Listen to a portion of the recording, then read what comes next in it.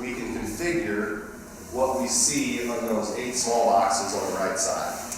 All right, so this is something each of you is going to want to do prior to going to the field. So if we touch on the right side, we're going to touch on setup. And then up at the top, we're going to touch systems. I'm going to touch display. And now in the upper left, dashboard buttons. If I touch on any one of these boxes, that's saying I want to replace that one.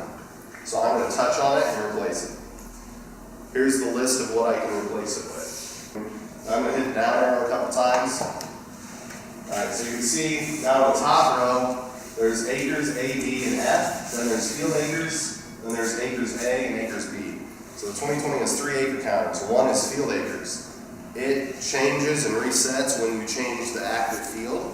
If I go back to a field I previously planted in and make it active, it starts counting from where it left off. So if I plant 21 acres of a 40, get rained out, go plant another field, and then come back to that first field, make it active, it's going to say 21 acres planted, and continue to add acres. Acre counter A and B is one that you have the ability to reset as you desire. So you can use those however you want. I can use A for total acres for the season. I can use B for acres for this landlord or for this custom planting I'm doing, whatever you want. So the field is going to reset as you change fields. A and B are at your discretion.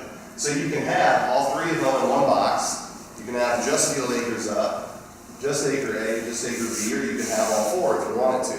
On the home screen, if you touch any one of those, it takes you where you can see acre counter A, acre counter B, and the field acres. So I would say select either probably acres, the one with all 3, or the field acre counter. Because then touching that button will get you to see all of them. There's an acres per hour button down here that you could have if you wanted to.